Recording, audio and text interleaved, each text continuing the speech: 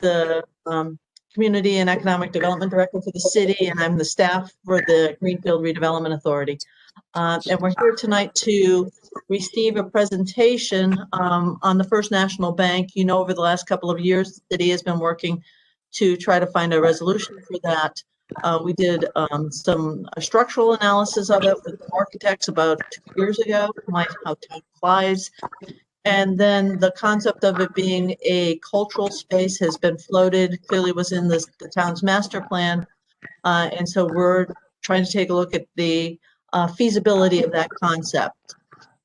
So Mass Development has been a great partner to us, both helping us fund the initial physical feasibility or physical structural analysis of the building, and then now providing funding support to take a look at the financial feasibility of the concept that we had.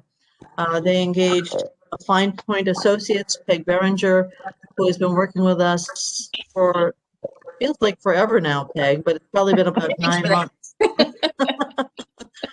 And so she has met with us a couple of times already and is here to present her findings on the concept. So Peg, I'm going to hand it over to you. Oh, before I do that though, I do want to say that Christine Midori is also here from Mass Development. They have been our funding source, and Christine is here to help us have a conversation after the presentation about where we might go with the information that we now have in hand. So welcome, Christine. All right, Peg. All right, I'm going to start sharing my screen. It worked before, so we're hoping it's going to work this time.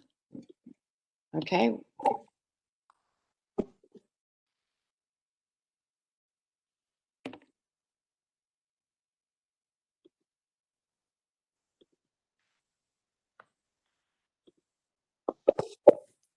All right. Are you seeing that? Yes. Okay, great. Well, it's nice to be back with you again. As MJ said, it seems like forever. We had our first meeting together just about a year ago in 2019. And it's just at the very end of the year, we had a meeting to kick this project off. And to be back full circle. We've had a few meetings in between.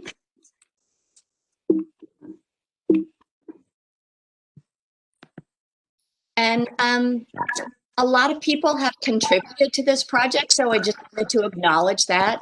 Mass Development Finance, as MJ said, funded the project, and we worked with Christine Madore, who's here with us tonight, and also Elizabeth Murphy. And we've been working side by side with MJ Adams and her team in the Community and Economic Development Department. And of course, the Greenfield Redevelopment Authority and Friends of First National Bank have provided guidance throughout. We want to also thank the respondents of 2 surveys that we put out. Thanks to MJ and her team, we got a tremendous response to the community survey. We got 798 responses. Over 600 of them were from Greenfield residences. And we also got a nice response from the cultural space user survey. And we did about 40 interviews. So we've had a lot of people contribute insights and information into this project, and it's been a very interesting and rewarding experience. I want to harken back a little bit to remind where we came from, that this initiative, the idea really came out of the Comprehensive Sustainable Master Plan from 2014 that cited the FNB building as a cultural center with flexible performing and event space as one of their key economic development strategies. GRA acquired the property from the Franklin County CDC in 2017, and the Friends of First National Bank Advisory Board was formed. And then Mass Development Finance Agency has been assisting with the project, exploring the potential for the last couple of years, starting with contracting with the Taylor and Burns team to do architectural designs and cost studies, and then with Fine Point Associates, which is my company, to do a market analysis and feasibility study for the operation of a community use performing arts facility. What I'm going to try to do for us in the next 18 minutes or so is summarize the findings, There's a lot more information in the report. So if you're interested in more detail and a lot of the data, that's in the full report. But I wanted to kind of hit some of the highlights for you. Some of it, some of you may have seen before at previous meetings, some of it will be new. And I also wanted to just remind that a lot of the interviews and the research that we did with the cultural facilities was done prior to COVID. So just a little bit of a reminder about that. The building, the First National Bank building, it's a beautiful Art Deco style building in the heart of historic downtown Greenfield.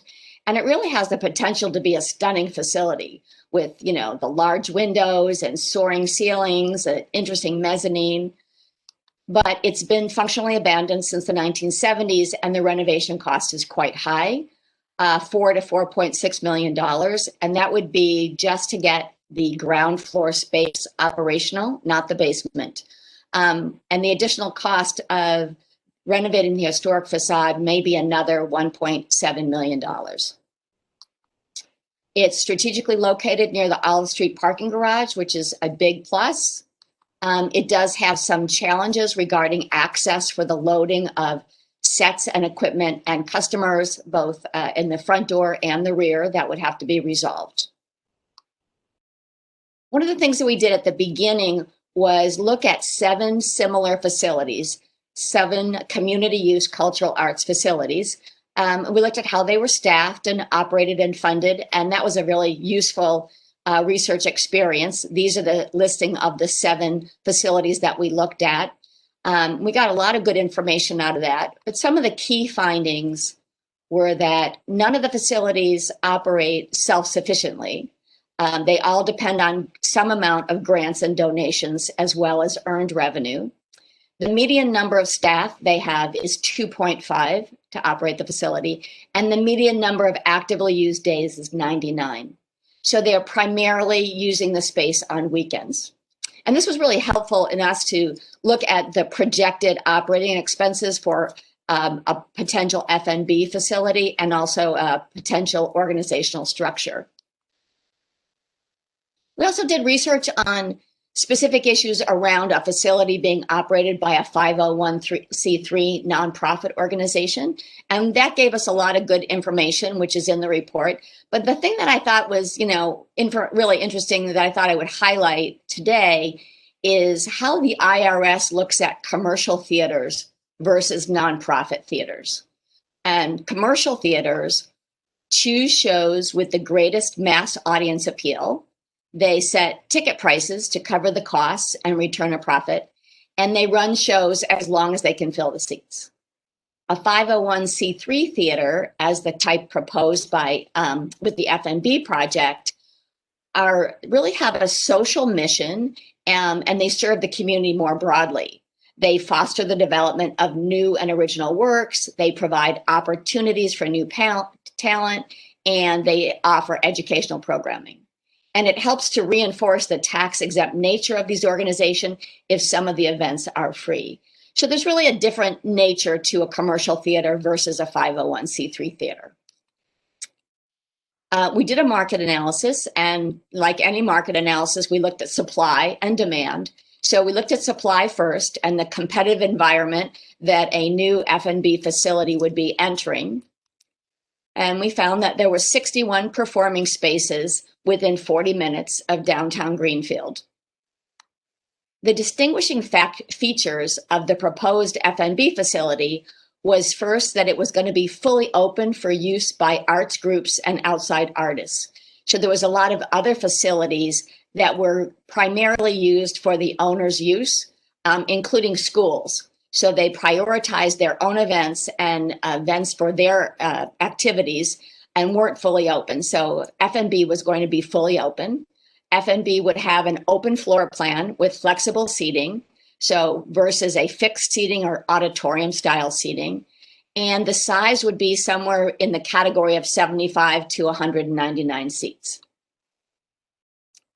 And we found that there were 7 spaces within 30 minutes that had similar features to this, and 8 spaces within 40 minutes that had similar features.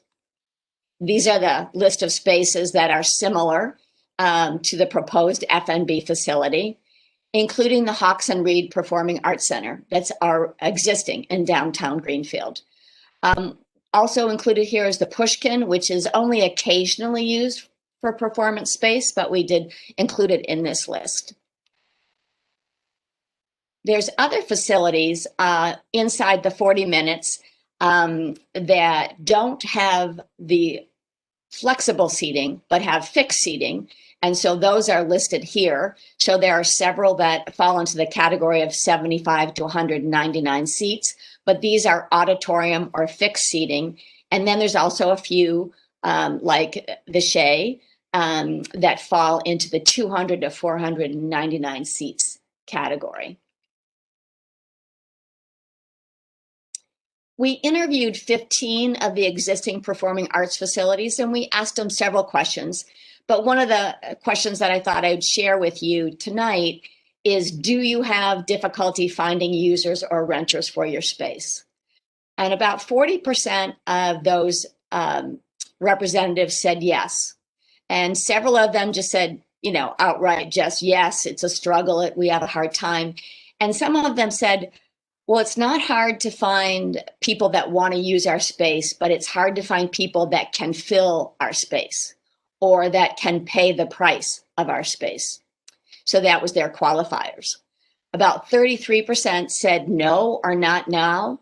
So one of them said, well, we don't have difficulty filling our space now, but we've had lean years. And they also suggested that it takes about 5 years to get established. And then the others were kind of not sure or didn't answer. On the demand side, we looked at, we did a demand analysis that corresponds with the 3 categories of customers that we felt were associated with this facility. The potential attendees, the people that would come to the performances and events, the space users, so the direct customers that would be renting the facility, using the facility, the artists and arts organizations, and then the residents of Greenfield. And we wanted to look at them like a customer group because this would be a publicly owned facility. So on the potential audience side, we identified the primary trade area to be about a 30-minute drive time. And there's 125,000 people that live inside of that trade area. And together they spend somewhere between $5 to $8 million a year on admission fees for performing events. In the population in this particular trade area, the education level and the large portion of young people point to a higher than average attendance at performing events. So this population attends at a higher rate. But the median household income points to a slightly lower than average spending level. So higher attendance, but a little bit lower spending per ticket. There's also a secondary trade area that's 40 minutes, and there's about 300,000 people in that trade area. With regards to potential space users, so these are the actual artists and theater groups and arts organizations and curators that would use the facility, we first interviewed a sample and then we surveyed a much larger group, everyone that we could identify. And one of the things that was interesting that came out of this, we asked lots of questions to this sample of 11. But 3 of the entities that originally were identified as potential likely frequent users, it turned out that they weren't interested in the F&B facility. And those were Greenfield Community College, and they had said that they really didn't need space. They weren't looking for space right now. And they also noted that their primary focus in the community would be workforce development. And that's where they were going to put their investments. The Greenfield Winters Farmers Market came and looked at the site, and they felt that they couldn't do the loading. The vendors couldn't load in on Saturday morning in that particular site. And they also were pretty happy with their existing location, and they get it for a very reasonable price. And then the Silverthorne Theater was the third one that we thought would be a potential frequent user. But they told us that they were very happy with their existing facility at Hawks and Reed Performing Arts Center. The surveys told us a little bit different story. We surveyed potential space users, so all the arts organizations and nonprofits and artists and we sent a survey out to everybody that we could identify from the creative economy research that was done recently. Linda McInerney and several of the Friends of First National Bank gave us names. So we put the big collection of people together and surveyed. And we asked questions about how frequently do you rent space? What does it cost you? What's your audience size? Admission fees, annual operating budget. And we also asked them, would they be interested in renting space at a proposed FNB building? 22 of them, 71% of the respondents, indicated that they would rent space at FNB if available at a modest cost. Most of the interested entities are nonprofit arts organizations or individual artists, and they were looking for space at a very modest cost of $200 a day or less. 6 of the organizations said they could pay between $200 and $299 a day, and one said they could pay $300 to $399 a day. 35% of our respondents said they had difficulty finding space to meet their needs. So there is some unmet demand for space, particularly among this very price-sensitive segment. The majority, the 65%, did not express difficulty finding space, and most of the representatives were fairly satisfied with their space options. The average satisfaction rate among all the categories was about a 3 or higher out of 5. And then the other demand analysis category was community residents. And we found very strong support for repurposing FNB for a performing arts facility. So 63% of the residents supported that concept. 36% strongly agree, and 27% agree. And 69% said it would contribute to their quality of life. 42% said a great amount, and 27% said somewhat. And we thought we got a very strong response to that survey. There was over 600 respondents from Greenfield residents. We asked them a number of other questions, but we also asked them, what kind of cultural arts or performances would you like to see more of in downtown? And the 3 top ones that received responses from more than 50% of our respondents was music concerts, culinary related, so food related events, and theater. And then the last component that we did was to project some revenue, the preliminary, what it would cost to operate the facility, and what could be generated in revenue. And we looked at a modest staffing plan and budget, and we estimated that the cost to operate would be between $140,000 and $150,000 per year. And then we looked at how much we thought could be generated in revenue. And where we would be getting the revenue from, we looked at renting the facility for the average number of days that we thought could be rented, comparable to the other facilities we looked at. We looked at concession sales, so, selling snacks and drinks before and during intermission. And then we also looked at $1 per ticket facility fee. And given that, we came up with about $40,000 to $43,000 a year in revenue in year 2 and 3. So what that would mean is there'd be an annual required fundraising amount of about $106,000 to cover the shortfall. So it'd have to be at least $106,000 in grants and donations to make up the difference. And just to see this in comparison with similar facilities, What that would mean is that we were projecting that First National Bank's project could cover about 28% of its operating budget through earned revenue. And the other facilities that we looked at that were comparable, they ranged from 25% to 70%. So this was really at the lower end. And the median among those facilities was 55%. So among the comparable facilities, the median was that they were covering 55% of their operating budget with earned revenue. So I guess, the conclusions that we'll just bring up, and then we're going to open it up for discussion. First, I, looked back at our first meeting together when we spent some time discussing the goals for this project. And the goals were to provide a central hub of activity for the Crossroads Cultural District, to foster the creation and appreciation of the arts, reuse a very important historical structure, fill a key long-term vacancy, and bring customers to downtown. So that's when I asked originally at our first meeting with CRA and FOFNB, what are we trying to get out of renovating this project and repurposing it as a cultural facility?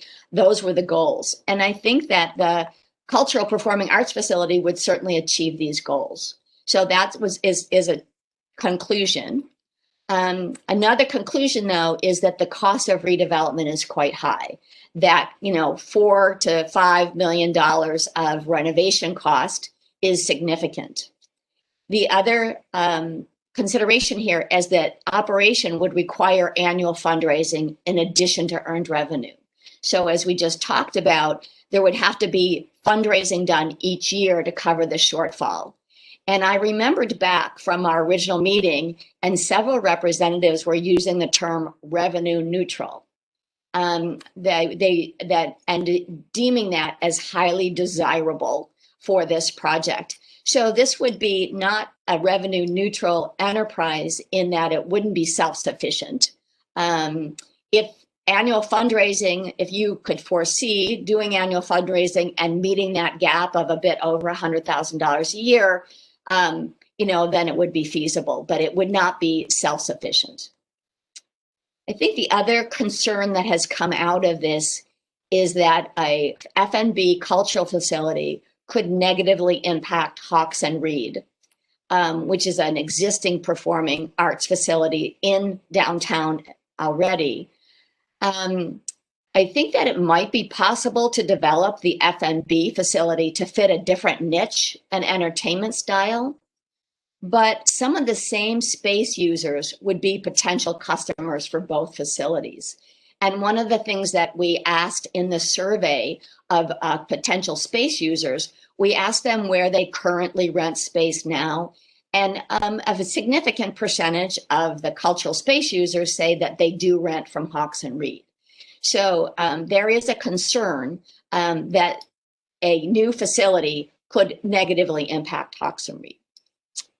So that is really what I wanted to just kind of highlight our findings from the study. And what we thought we would do is open it up for discussion in two parts. So we thought we'd first just take a minute to see if there's any questions about the study, and also ask you about, were any findings surprising to you, or were there any findings that weren't surprising to you? So we'll have that little discussion. And then we're going to open up to part two of the discussion with Christine Madore from Mass Development. And that's going to be more about where are we and where do we go from here in that discussion. So I'm going to stop sharing my screen so I can see everybody's faces. And let's have a little bit of a discussion here. So maybe we could just hear from folks about, first of all, do you have any questions? And also anything on the findings, was anything surprising or not surprising? Mayor? There we go. This is may seem a little out of left field, and I don't want to get anybody excited about it, but would there be anything that would preclude using that space in some capacity for municipal offices? Not the whole thing, some portion of it. I'm just curious, given the findings of the study, or Right. is it? Yeah. I'll share with you Yeah. that one of the earlier studies we did was really to take a look at the cost of renovating the building. Well, that's what I mean. We're not buying it. I'm just saying if there were such a thing. Yeah. That one of the biggest challenges and one of the big cost factors was the cost of the seismic bracing that needed to happen because it was built before we knew how to build buildings that would survive earthquakes. And that's one of the things that the Performing Arts Center would solve would be by the nature of the bracing that needed to go up to handle a lighting system that would help reinforce the building and the roofing. But if there's the reason we don't let people in there right now is because it makes architects and building professionals a little anxious about the lack of support to that heavy roof structure. So even taking a look at the cost, 4.5 million to renovate it into the performing arts, and that was only going to be the first floor. I think just there's some real technical issues in terms of the structural system of the building. Okay. There's another thing, MJ. Do you want to remind? This will be new for Roxanne, but do you want to remind us about how we had talked? And John, you might want to jump in on this. We had talked several years ago about the lower level having enormous amounts of space. Now, none of the renovation discussion that we've had today has anything to do with that, but there's a lot of space in the lower level, Roxanne. So MJ or John, do you want to riff on that a little bit? Well, there is. I'm happy to give you a tour there someday, Mayor. There is a lot of space in the basement, and it has high ceilings. Yeah, actually, 100 years ago, when I wore a totally different hat, I toured that building pretty well top to bottom.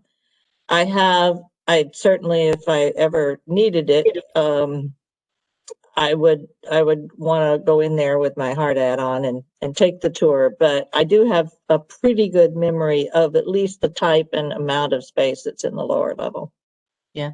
And I think that one of the things that we're trying to work through is really taking a look at this community concept of a cultural facility and figuring out if that's feasible. And then once we make a determination on yay or nay, then what? So, yeah. Okay. Good. I'm just going to go ahead, Charlene. I'm sorry. You need to take yourself off mute.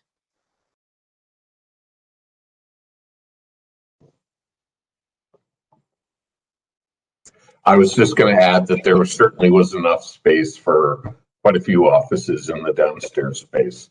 It's really a question of, are the water systems, is there anything that's still savable that would make them usable in a cost-effective way? And I don't really know the answer to that. Thank you, John. Charlene? Well, I just, first of all, I wanted to say I thought the report was terrific. I mean, for what it was intended to do and what you did, I think you did a really good job. None of your findings surprised me. And I think particularly I wanted to address just very briefly the fact that those 3 potential users that said no, all have had circumstances change that would have significantly impacted their need or desire or mission in terms of that space.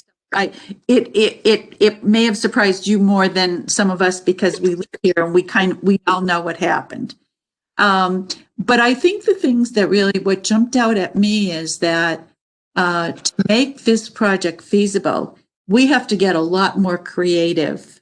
And I think the mayor's suggestion, while she said it may be left field, but we have to start looking at a much broader picture that a performing arts facility as we have envisioned it, and it was a shared vision, I mean, we all thought this might work.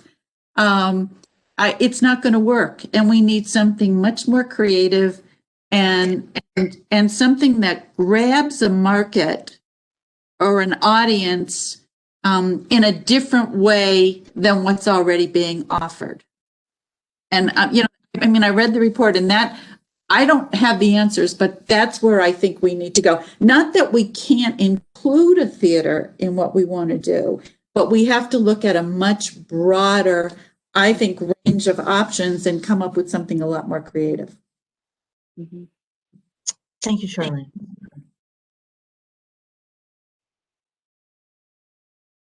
Any other comments about anything that surprised you or didn't surprise you? I'll support what Charlene said, just based on what I read. And yes, indeed, those three potential users have definitely had things happen, not least of which is COVID, that might change their mind. I don't think we need to hang our hat on whether they would change their mind or not, but they're, if you interviewed them today, they might have a totally different response. But I also support her notion that we are probably going to have to start looking at this a little more creatively to both include whether it's some other type of mixed use, to include the but not to not include a performance space. I think it's the end of the day, and that may not have been very articulate, but hopefully. I just support what Charlene said. Well, you had mentioned about using it for city offices. One thing that did come up was that part of the cost of this kind of facility is staffing to operate it, and other communities have incorporated this kind of space in the recreational department. So that is just something, not that you wouldn't, you may need extra staffing to support, to do it, even if it was under the recreation department, but that's another avenue that some communities have taken rather than operate it as a separate nonprofit, that they embrace it as part of the recreational department and program.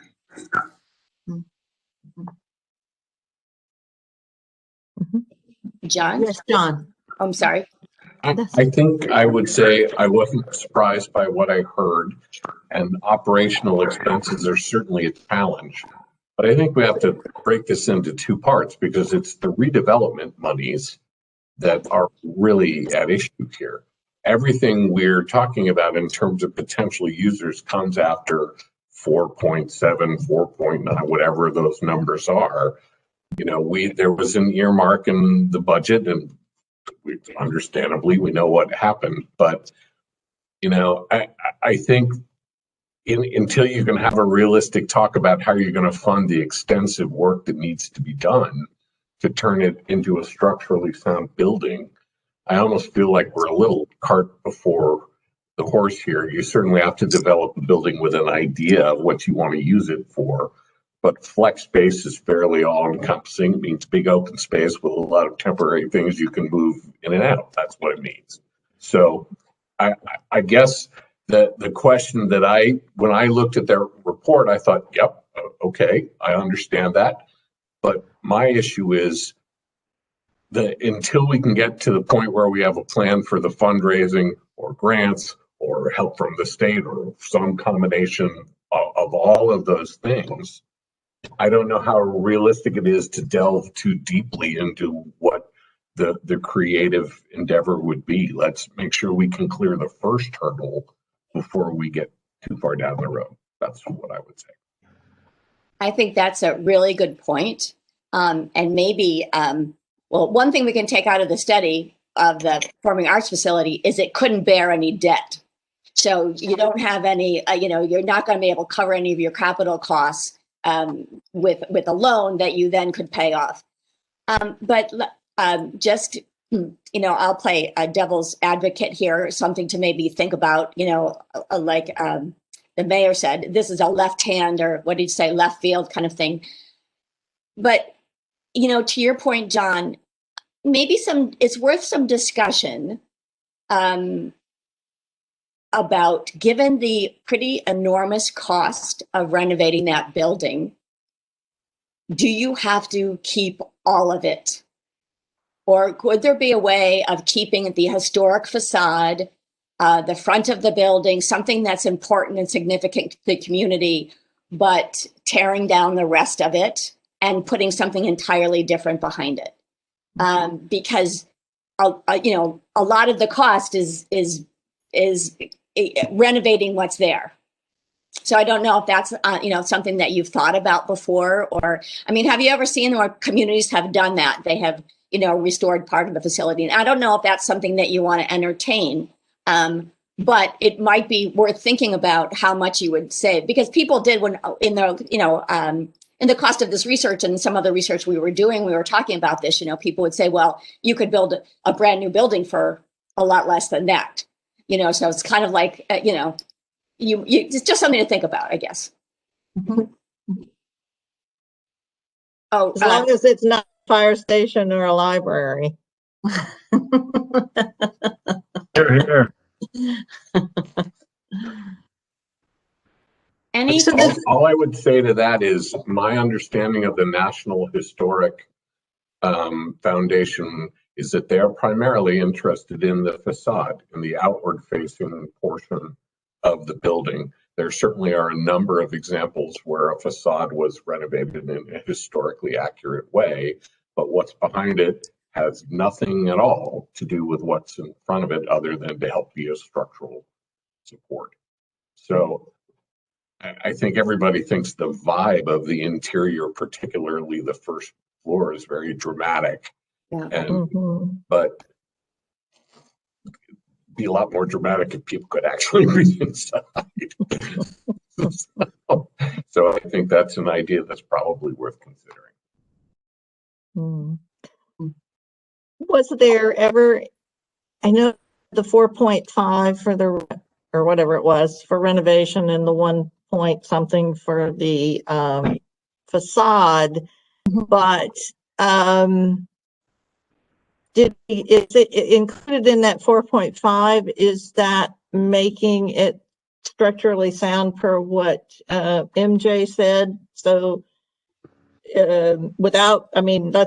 let's continue the thought that it could be, there could be a performing arts venue of some sort there, and it may need all the lighting and whatnot, but I just wondered if that amount of money to do that, so that people could actually be inside, including the performers, if that was in the 4.5, and I see some heads shaking yes. So. Yes, it was included in the 4.5. Yeah, the only reason I heard the word some help from the state, the only reason I asked the question, one of the reasons I asked the question that I did was a few months ago, well, a month or so ago, I had first a conversation with an entity at the state that I didn't even know existed, but they reached out to me as mayor, and they had a very specific reason for reaching out to me, and and those of you professionals on here may know of the Division of Local Mandates, but it comes out of Suzanne Bump, the auditor, whatever she is, her office.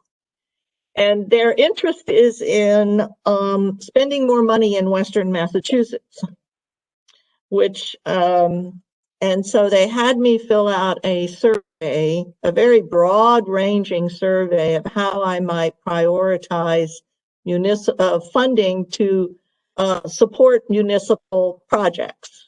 And certainly one of the areas is, would you ever need to expand your city hall? And the answer to that is a resounding yes, because we barely have the space for the people that we have in it now. And we do have a plan to expand it that was done some time ago, and I don't remember the dollar value off the top of my head. When I say some time ago, it's about 2 years ago, maybe 3 years ago. And there was also something about community spaces, including arts and that sort of thing. I'd have to go back and review what my answers to the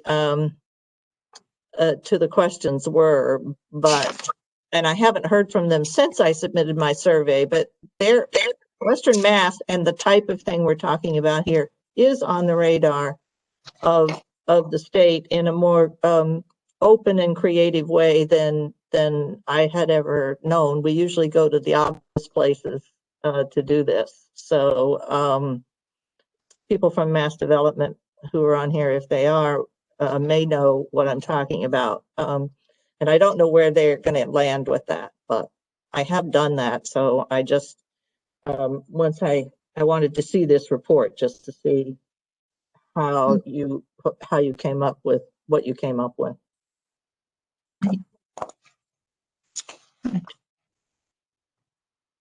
Any other questions or comments about the report or the presentation? Hearing and seeing none, I think we're gonna leap over to the next piece of this discussion, and Christine Midori from Mass Development is joining us today and offered to sort of lead us through a discussion of what next and what do we do with the information now that we have the report and understand the challenges that's presented with our concept of doing a cultural facility at the site. So, Christine, I'm going to hand it over to you, if that's okay with you. Sure. Thank you, MJ. I had taken over from Beth Murphy since she had retired in the middle of the lockdown, a great time to retire. So I'm taking her place as project manager, and it's great to meet you all tonight. I think when I first started kind of catching up on the project, I've already seen primarily Peg's report, that a version of it you saw this evening. And knowing that some of the questions that we've already heard so far tonight could come up, kind of broadening your thinking around the future use or uses of the building.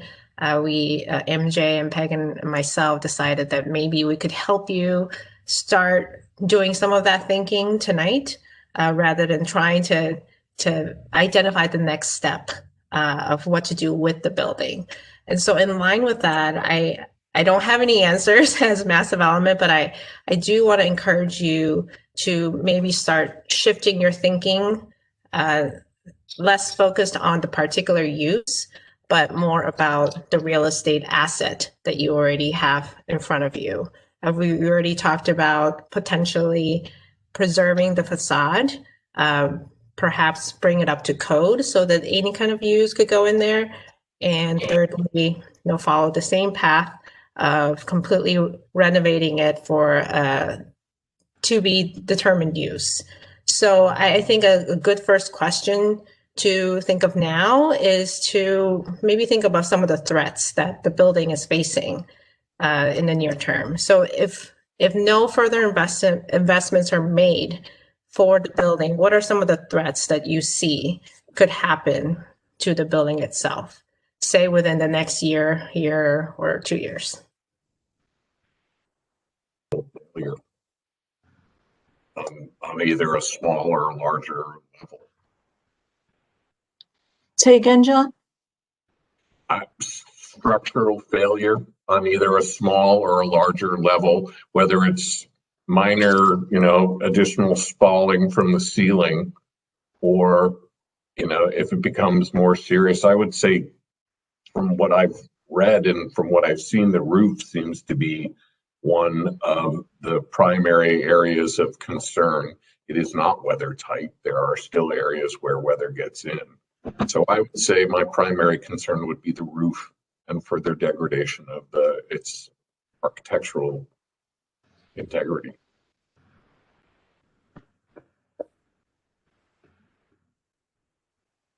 Would everyone agree? I would second that. I would second what John said. I mean, it makes complete sense. It's almost like we're going through this a second time. We've seen this happen over the years with this building, and unfortunately, we're still in the same position we've been in for a long, long time. And now we're starting to look at some of the same issues that have already come up in years past. So what would be my thought is, what kind of funding is there out there to try to at least preserve what we have and potentially turn this thing around and, in my opinion, offer it to the private sector? So I'm glad those points were brought up because I think that's a good starting point to talk about other redevelopment pathways. So if a concern, or the security concern for the building is imminent, perhaps the first priority is to look into funding and resources to secure the building, whether it's mothballing or seismic bracing is probably not feasible currently, but any way to preserve the integrity of the building itself needs to be taken as the first step. And I think the private investment, it's challenging as it is. So there needs to be other options that have not been explored before. So one of the questions that I have thought of is, are there other development opportunities or partnerships that have not been tapped into that everyone here tonight can think of to maybe follow some leads? I wonder if it could be used for housing downtown for a group of people who could afford more expensive housing than is now available in the downtown area. Particularly if we fix the facade and then housing were built behind it, it would be a beautiful place to live. So housing for a higher price range, given the amount of costs, development costs that would be required. And I've heard people say they would move downtown out of their large homes, now that they're trying to scale down, and downtown would be the ideal place, but there's no place for those people to live. Okay. What does everyone think about that housing idea? Charlene, are you? Oh, go ahead, Charlie. You're muted. And I'll fix that.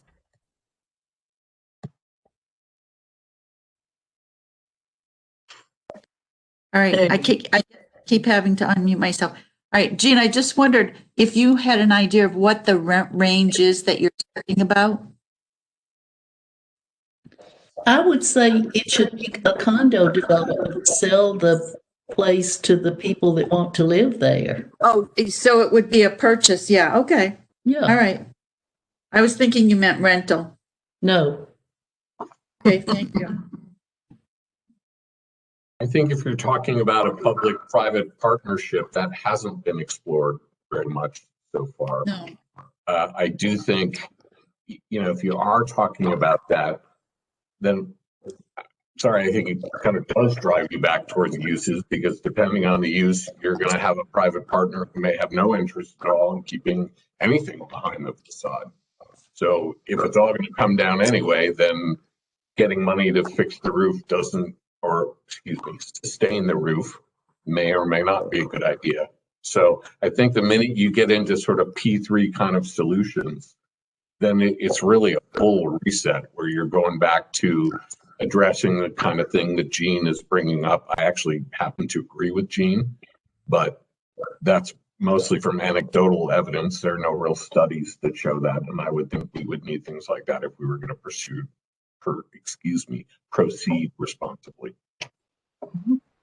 So I want to go back to the question about securing the building. Would everyone agree that the first step is to pursue resources to secure the building, the entire building, not just the facade? Yes. Yeah. And to the next point from John, the public-private partnership, I kind of want to push back a little bit on that.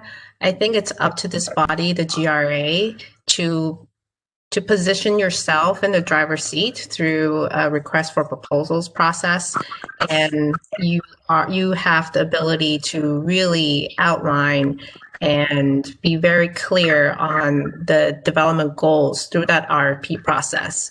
If you prefer seeing condos or a mix of residential and community uses, or even town offices, city offices, I think that is a message that you have complete control over through an RFP process.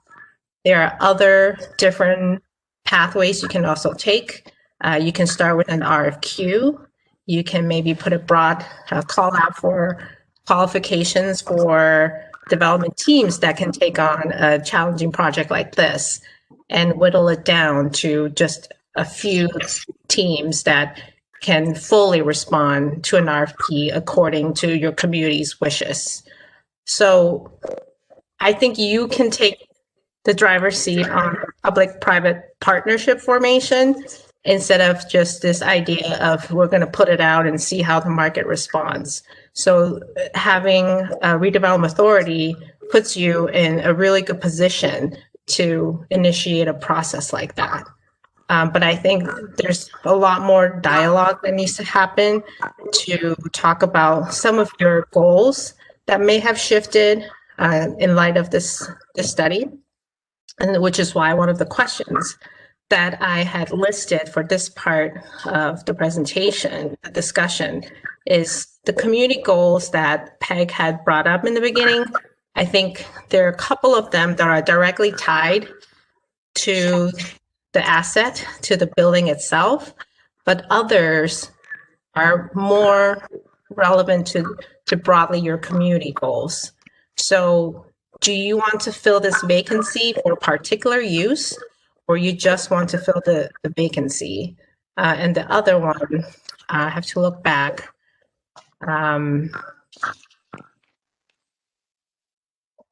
Sorry, I didn't have the report in front of me, but I think it's really important to separate the use from the real estate. And if you're willing to start a different conversation of what could potentially go in there and how the redevelopment authority in front of FNB could drive that conversation, I think that's a path that's worth looking into. Any reactions to that? I think my feeling is in terms of condos, I'm not sure that I agree. It's going to be tough, and with COVID being the way it is, I think maybe things should be put on hold for a while and secure the building. I agree with you, Christine. Yeah, I think that's a good first step, is to secure the building, take a pause and recalibrate. And again, I would really encourage you not to jump to conclusions about uses, because we've already gone to this once with the performance center, to be really open-minded about what possibly the private sector could do to underwrite some of the uses that may be desirable to the community. Christine, this is Adam. Yes. I kind of feel like this whole conversation has come full circle back to the beginning, and here we are back to the drawing board as to what are we going to do with this place, which it has. But I guess my question to you is, what opportunities are out there from the state that could actually help us make a good decision as to what to do with this property? I mean, here we can throw around ideas all day long and continue down this path 3 more years, but at the end of the day, is there any funding out there that actually would be appropriate and something that would be something that we would like to see, that we could actually do, attain and do something with this building? Yes, there is one particular program that will be announced soon, but I'm not at liberty to talk about. I hope to be able to do that soon. But it will be administered by Mass Development, so that's the good news. I think some of the cost for securing a building, that's not something that Mass Development can support with, but I can look into other resources that may be able to provide support. But I think there are ways that you can move forward. I have a couple of examples that I can bring up that I had discussed with Peg. The first one I'll bring up is in Lawrence. Obviously, you know, it's a former mill city. They have many, many very large vacant mill buildings. And there is one in particular called the Mariner building that is going through a lot of the degradation that you see with typical of buildings of that size and history. They have not been able to get tenants into the building because of the lack of code compliance. There's no sprinklers, HVAC, the first things that you need to do to get anybody in there. So they've been making very small steps towards that. And Mass Development has been able to provide some funds to cover those costs. And I think if you are at a point where FMB can get to a point to have any kind of active use into the building, then you could start generating some cash flow. And that could be a more gradual process to return the building to active use. It could also bring some attention to the building and attract donors and investors. So less of a binary situation. And the second example is right here in my front yard. I live in downtown Salem, Massachusetts, and next door to me are two very big courthouses that are more than 100, 150 years old. And the DCAM had conveyed it to the Salem Redevelopment Authority just a few years ago. And it took 10, 15 years to get to that point. And this year, actually the last 2 years, the Redevelopment Authority had taken the lead to issue an RFP process. And in working with the city, they understood the significant upfront cost to renovate those two buildings is a huge barrier to any further private investment. So the city decided to convey an empty lot, a parking lot, to the redevelopment authority to make it a better package for investors, because they have a ground up brand new construction to these two court buildings that could offset a lot of these upfront costs. Which is why I think these public-private partnerships are important, but you need to find a way to attract the private investment. So one of the questions that I had put down is, are there other development opportunities in Greenfield that could perhaps add to this package so that the developer could make the profit on another property to offset the cost of renovating FNB? And through that RFP process in Salem, the SRA was very, very clear on what they would like to see in the buildings. They wanted public use, community-oriented use. So they were fully in the driver's seat through that process. And they just selected a development team a month ago. And it was a very positive process. So those are two examples to think about, and I can try and think of more and send along to MJ as you do some of this thinking. Any thoughts on those?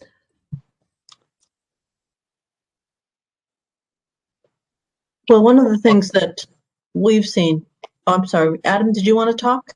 No, go right ahead, please. I was going to say that, that this, where we are now, emerged out of the Sustainable Greenfield planning process, and everyone saw the need and the desire for more vibrant activity in downtown. I think that conversation actually helped Hawks and Reed emerge and be as successful as they've been. And so the concept in some ways has been responded to, and we sit here with this wonderful old building that we love to death and love the way it graces the common. and wanting to see some productive use of it at some point.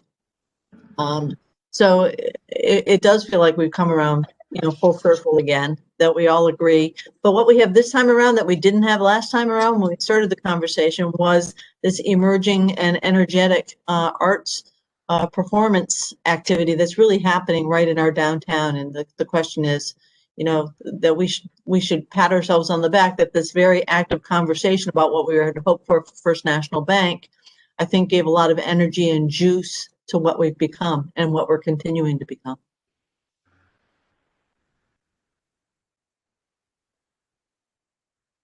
I would say don't be discouraged. These projects are not unique and in their scope and scale and challenges, and many communities are going through the same thing. So really rely on other communities who have similar projects to get some best practices. And I think the role of the Friends of FMB and GRA is to create the right policy environment and marketing the property so that you have the kind of special sauce in place to move this project forward. It could take several more years, but it's not impossible. Christine, are there examples that you've seen of a community that's in the same situation that Greenfield is in now, to like kind of softly get ideas from the private sector about what could be done with the building without doing the RFP process, but to get, just to see if anybody might be interested or what people might come up with? Is there any way to sort of, do that in an initial way?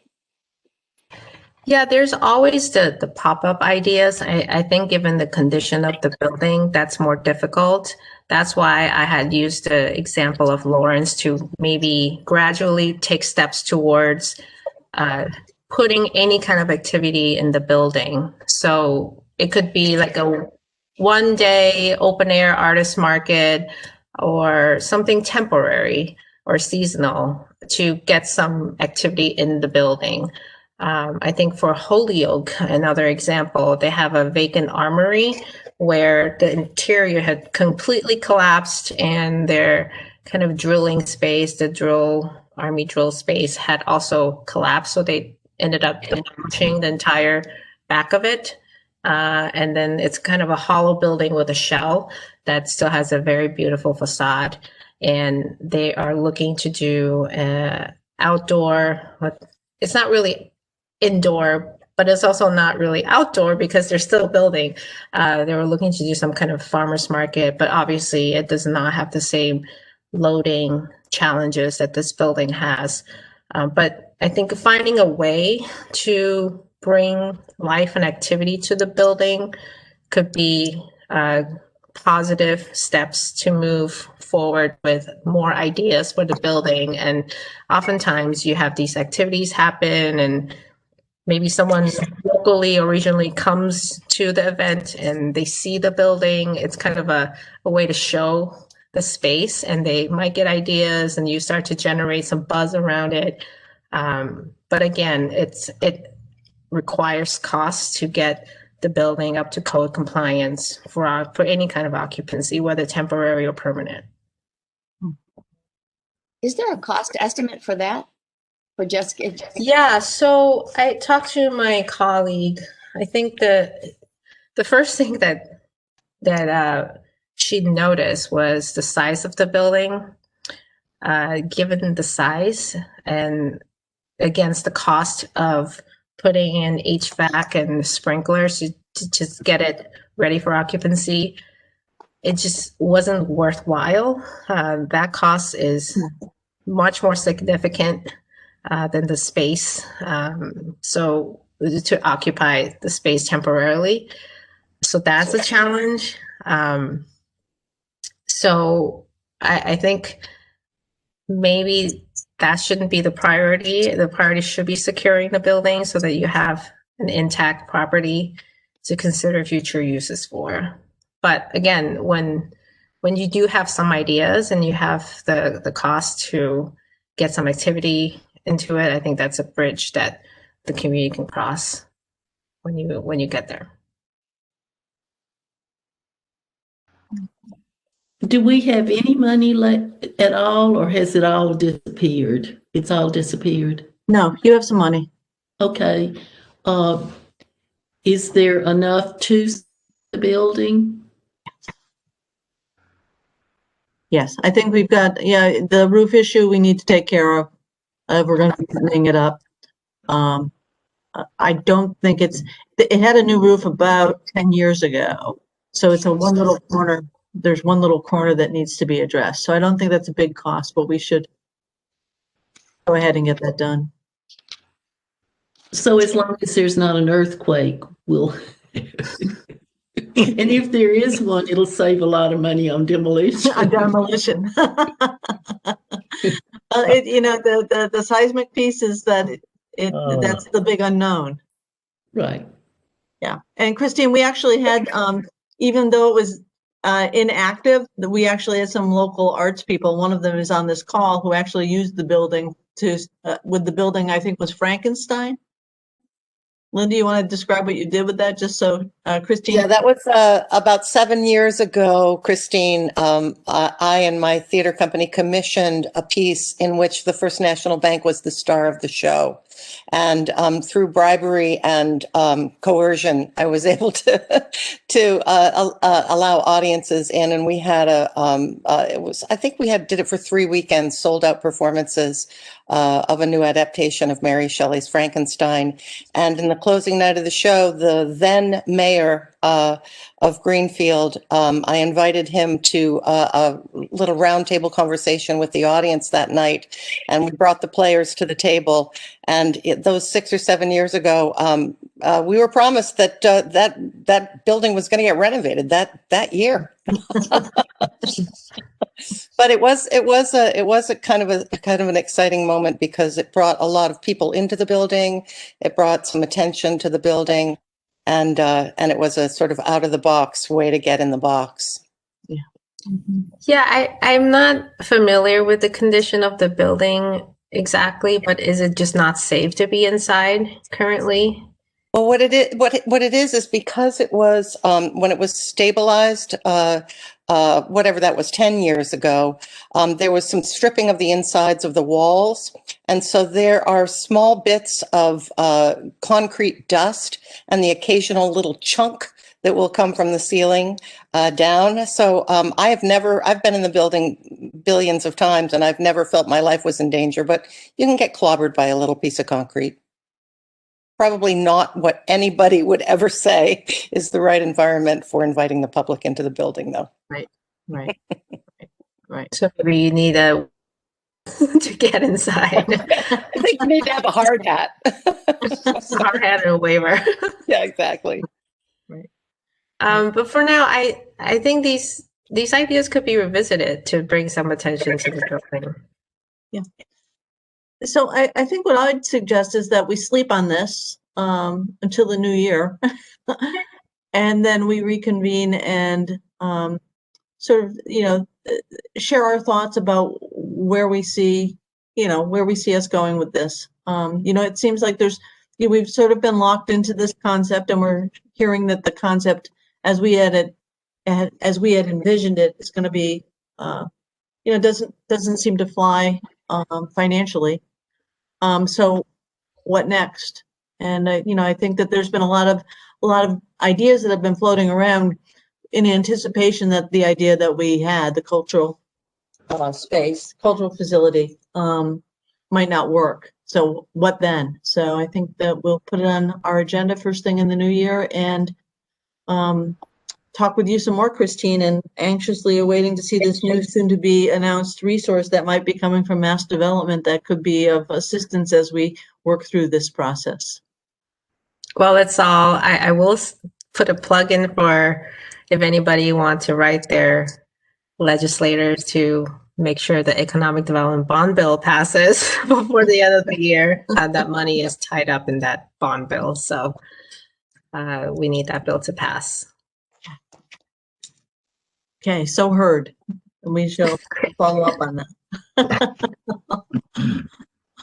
All right, any other comments about First National Bank this evening? Christine, thank you so much. And Peg, thank you for your work. The report, it's hard to read. It's certainly full of great information for this region as a whole. I mean, the study that you did is not just valuable to us in our decision making here, but I think is a really nice piece of work that we'll share with the region, just in terms of demand and the facilities that we have. So we're very excited about that. But Thank you both for coming, and thank you for all of the information and help that you've given us. We're very interested to hear what these new things are that are going to be coming down the road. all right. So to Charlene, did you have something you wanted to say? No, I was just getting ready to turn my computer off. Not quite yet, because GRA, you have not one project, but two projects in the works. And the First National Bank is clearly the one that's been first and foremost, but we also have a little discussion to have about the Industrial 91 expansion. So we're going to close the topic. Adam, I'm going to take the privilege of running the meeting and Sure close thing. the topic of the First National Bank. People are welcome to stay, and I'm just going to give a little update on where we are on the I-91 Industrial Park expansion engineering work that we've been doing. So, okay. Well, that changes the grid, doesn't it? Yes. It does. So I think the last time I briefed you, I told you that the 4-unit, the full 88-acre site was also was going to be a challenge just with the cost of restoration. And then the industrial subdivision, the preliminary cost estimates for that. So we decided to scale back and have a modified conversation about what if we just took a portion of the site. I'll share with you that the engineers did a little work, and we've had some conversations with some folks who know the demand for industrial lots in this region. And we were looking to try to create a lot that might have a 200,000 square foot building on it. So that seemed to be the most desirable thing that's in demand in the region for industrial parks. So we, the engineers did a preliminary cutoff of, said, well, taking the sort of the easiest part of this site to develop, what might we do with it? And so we have a 1 lot division off of the end of Butternut Street that we are in conversations with the property owner about. Clearly, since we wouldn't be interested in the balance of the site, the question is how they could maintain existing excavation, sand and gravel operations on that site, even if we were to acquire a portion of it to develop as an industrial lot. So we're hoping to meet with the property owners next week. The engineers, myself and Eric, will be out walking the site again to talk about that area of that 88 acre parcel that we're interested in. But we don't have details on what that modified lot looks like yet. So, but we're still having conversations. Again, thank you to the funding of Mass Development, their site readiness program.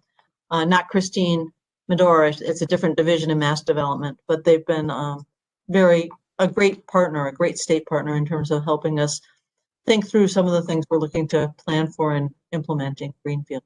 So I just wanted to give you that update, that I'm hoping that by the end of December, early January, we'll have a better sense on whether or not we can do stuff we can accomplish, if there's anything that can be done up at that site. But that's going to be a conversation with the property owner next week with the engineers.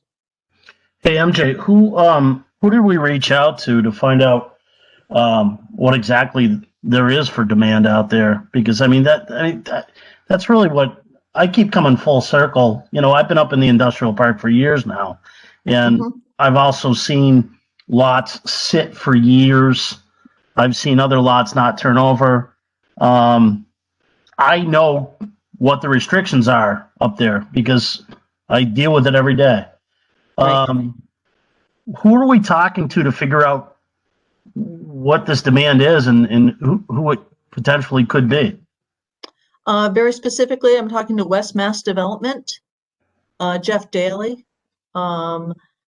They are, they've done developments up and down the Pioneer Valley.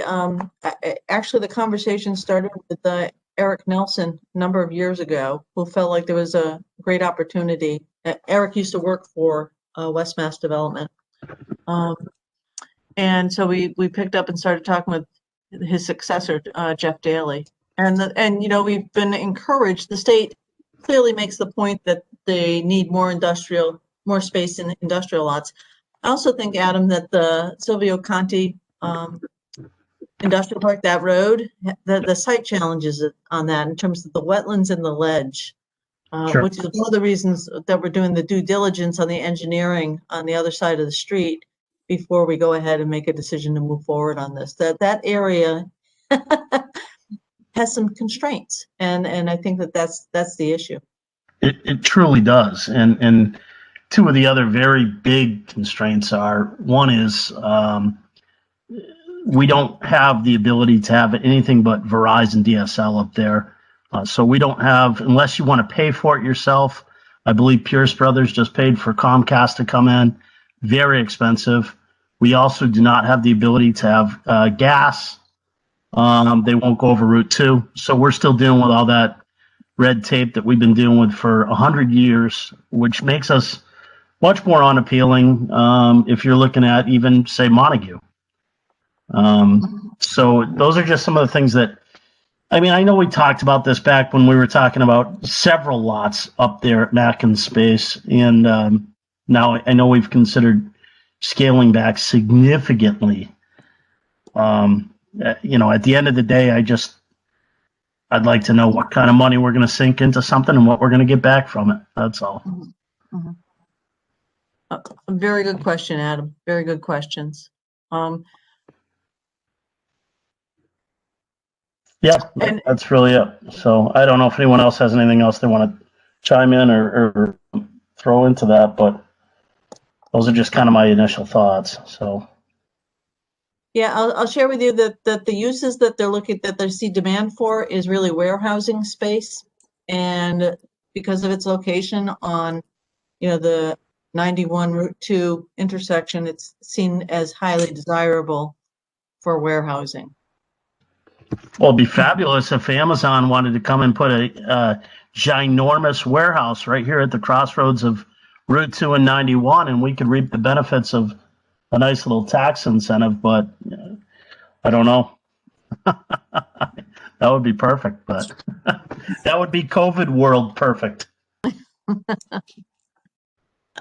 I think it's worth pursuing because I do agree that warehousing is very important right now, and will continue to be for a number of years because it looks like COVID's not going away for a little while, in spite of a vaccine.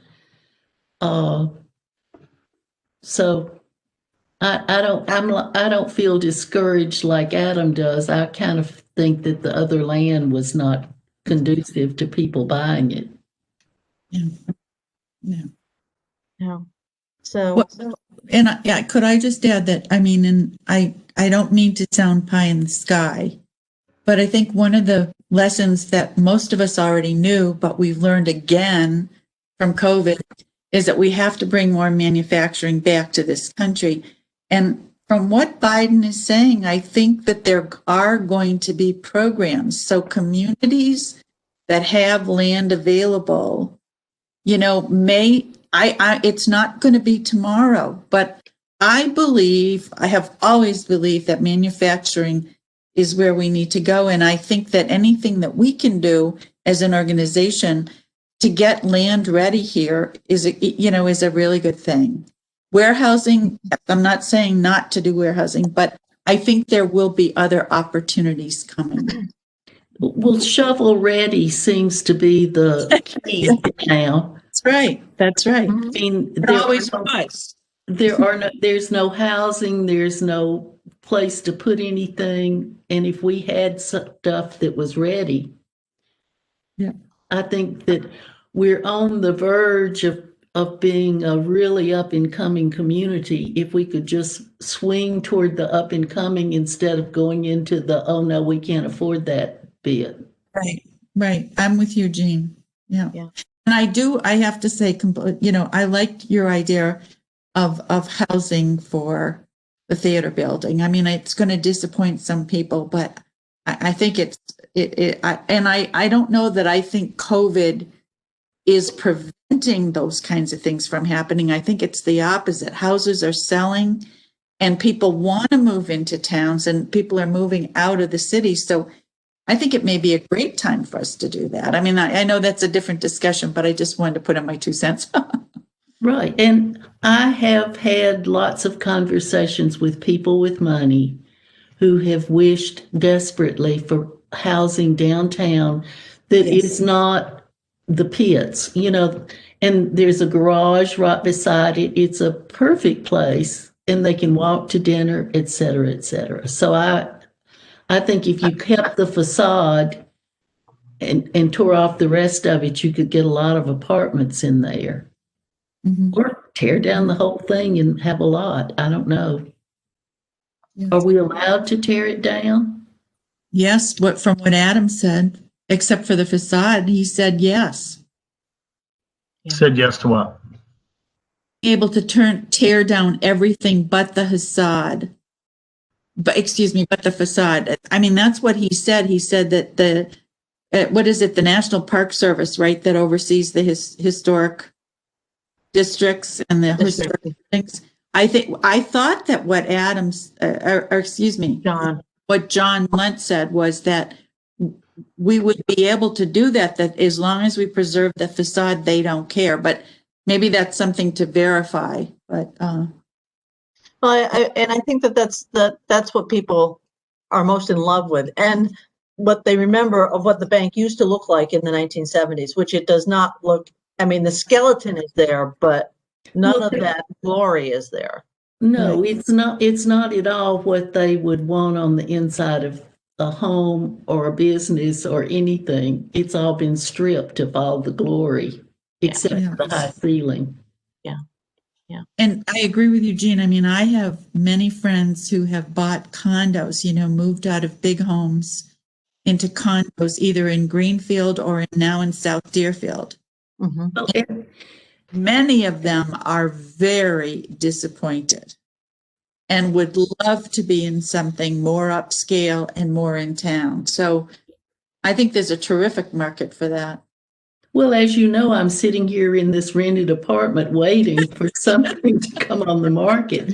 I mean, how much more can I say that I would buy a unit in there in a second if it were available? Yeah. How about we sell you the building and you develop it, Jean? I don't have that much money, but thank you. Well, I mean, one thing that I thought of, and I mean, I understand we're coming into the holidays, but I mean, we know who the potential local developers could be. So it might be worth beginning some, serious conversations. At least say to them, when in banking, we always had the attitude that check in with your customers before the holidays come, because most of the entrepreneurs spend the holiday season with families thinking about their next project. And that your phone starts ringing by the end of January and then things get really busy. And so if that's true, then to just have a conversation, with the folks that are still around that might have an interest.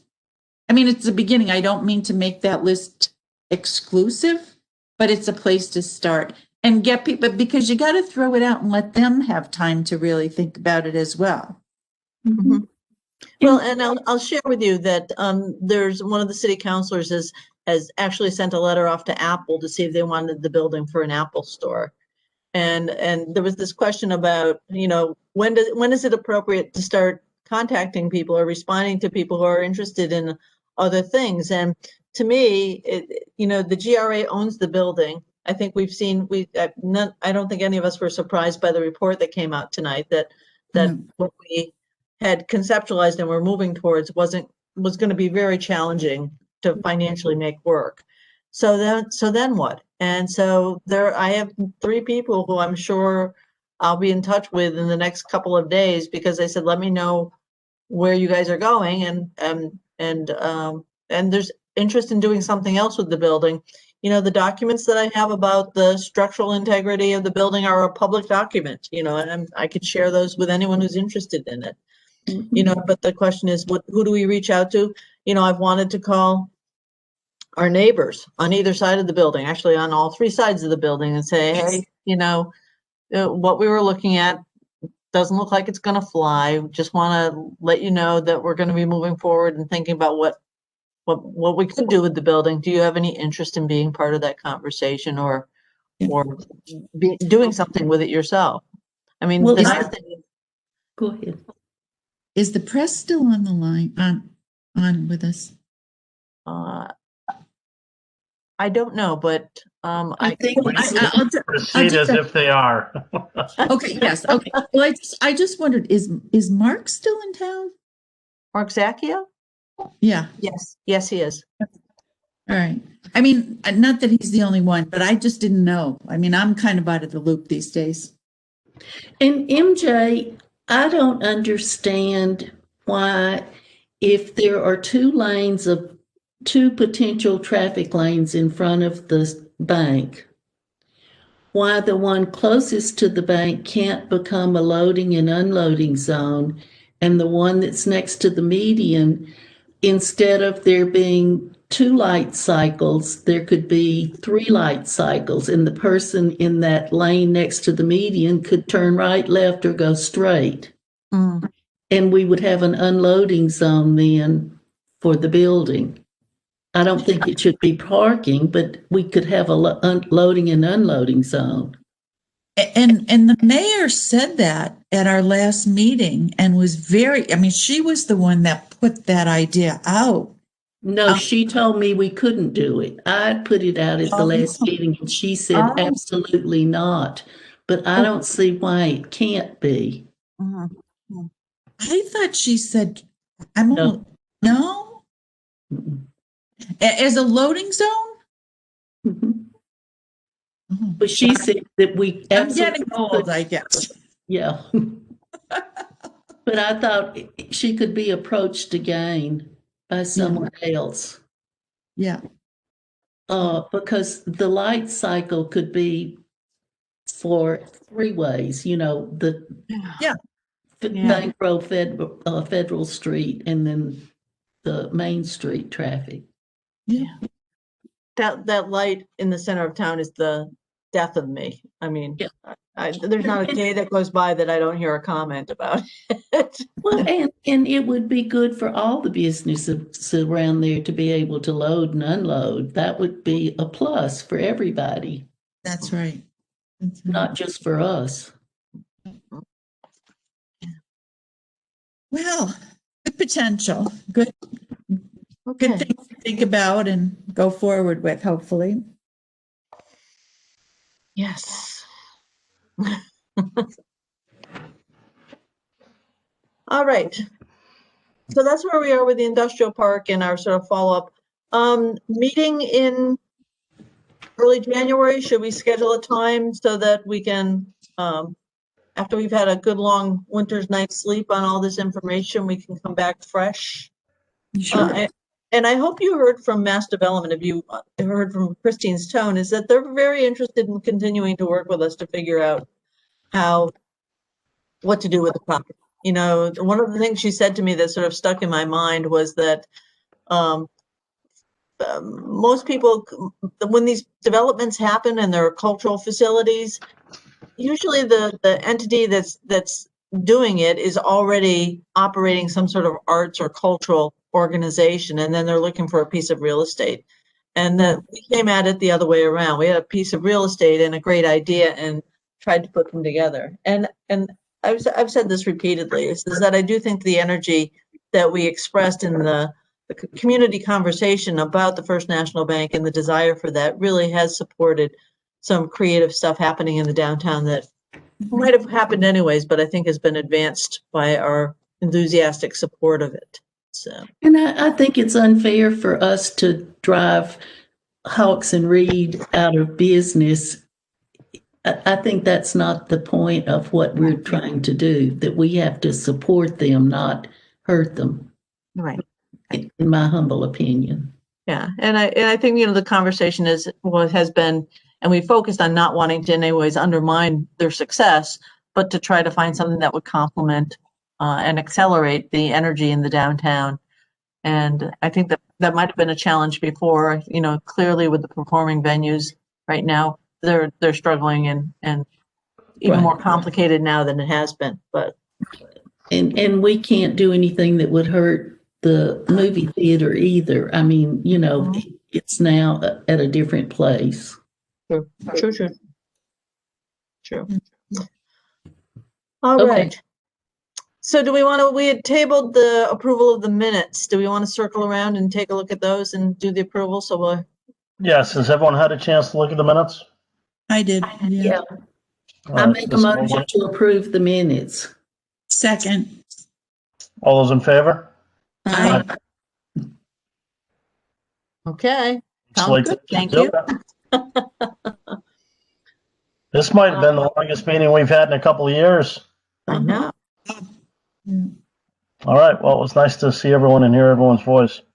Well, happy holidays to everybody. Yes. Thank you. Yes. Well, Ditto. anything else? Do we Be have safe, anything be else? healthy. MJ, are we good? A participant We're good. has You can left the call meeting. for adjournment. All right, motion to adjourn? So moved. All those in favor? Aye. Bye. Thank you. Bye-bye, everyone.